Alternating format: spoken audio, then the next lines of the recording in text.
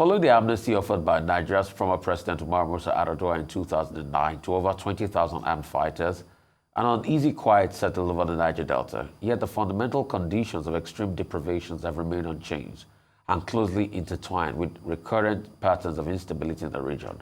However, as Nigeria continues to battle insecurity in every region of the country, especially in ensuring that the Niger Delta is secure and protected, the National Coalition for Strategic Governance, NCSG, has raised an alarm over the alleged smear campaign against one of the foremost militant leader from the region. That's Chief Gbaboyo Victor Bed, who is also known as General Boyloff, over his role in stopping the planned first October 2010 bombing and plot to assassinate the dead President Goodluck Jonathan. According to the group, those involved in the smear campaign have purportedly released to the public through social media copies of highly classified documents in the possession of the Department of State Services and the Presidential Amnesty Office. So joining us now is Jude Gbaboyo Akpodubakaye, former Secretary General of the defunct Movement of the Emancipation of the Niger Delta. Jude, why are we talking about Boyloff now? Why are we talking about Boyloff?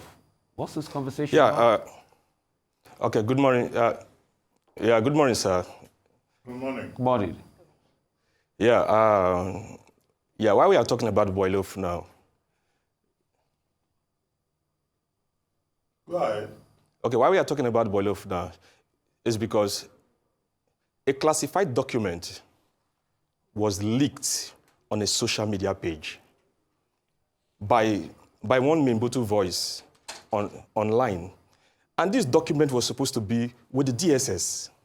It's an unwritten statement that General Boyloff made, I think around 2012, that saved the life of the former President Goodluck Jonathan, foreign nationals, and Nigerians. Because what happened in October 1st, 2010 bomb blast, it was supposed to be a very serious issue because General Boyloff got an information and he works with the DSS that will reduce that incident drastically.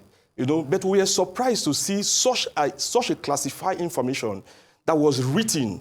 It was written with hand, that was supposed to be in the DSS custody, was flying around social media.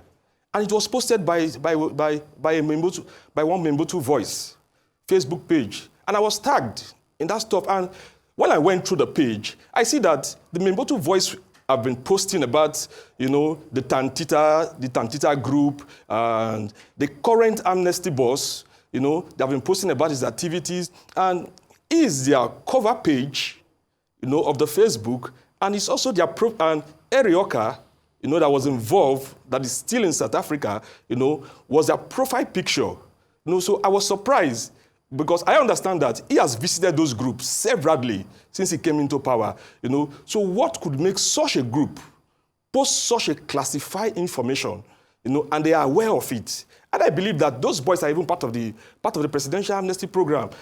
Is it that he has a connection with them? Dennis Otwaro, the current amnesty boss, is that he's working with the enemy of the state to release a classified information. That is exactly what is on now. Because it is very important that the nation takes seriously this issue, because that written document, that written statement is of national and international security. It's not something, I think the DSS has been put in a mess. To me, they have put in a mess. A classified information that has been there for over 12 years now was released online at this time that Dennis Otwaro is running the amnesty program.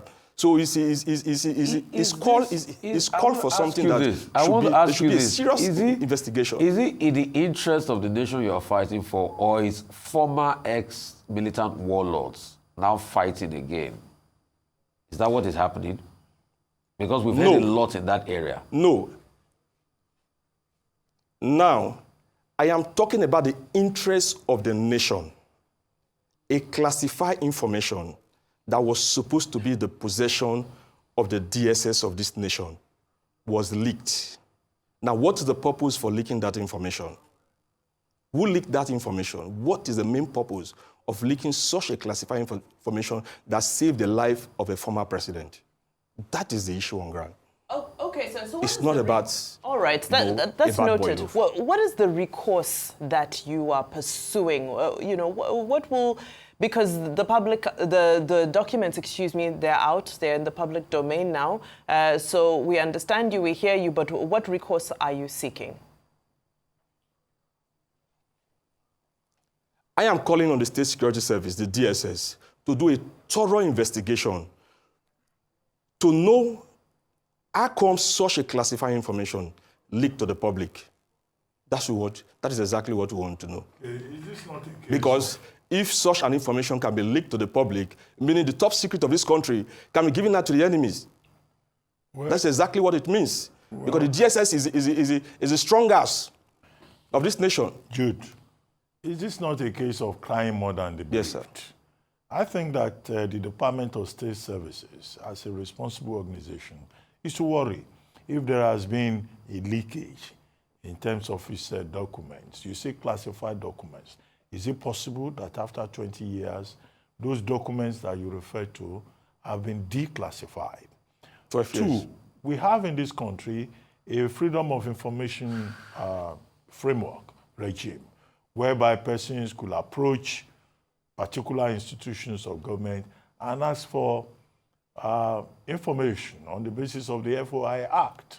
Could there have been such a thing? Now, you are reading motives into how that got to the public domain. Well, what are your worst fears, apart from acting as a good Samaritan for the DSS? Let the DSS worry about their own.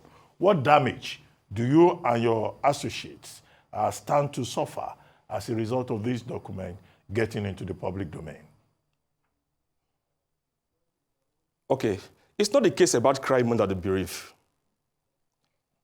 A very important person who made a way to peace path in this nation, 2009, he brought about the peace and brought about the amnesty program. He was the one who had written that statement that was given to the DSS. Now, what is the motive of releasing such document? Is it to incite the public against him or incite the Niger Delta people against him? Because the truth is that releasing such an information, there's a motive behind that.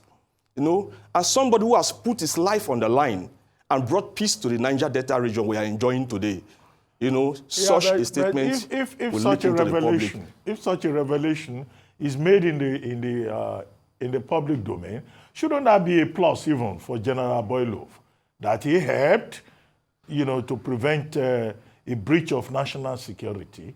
That's why I'll be asking you, what specific damages does it stand to suffer? And how does that affect you? What's your bona fide in the matter? The fact that you were copied? No, one, yes, like earlier said, of course, he has done a great job to work with the DSS, you know, to save the life of the former president and also Nigerians. You know, what would have happened on that day was drastically reduced. Of course, it's a plus to him and not that, you know. But you see, when people who hold public office, you know, are kind of sympathizers to those who have done great harm to this country, we should be worried about this situation. It's not just a male situation. And it's something that we believe that the DSS should take drastic action about it. All right. Well, I believe they're watching and they're listening. Jude Gbaboyo, Akpodubakaye, thank you so much for your time this morning. Yeah. Thank you very much.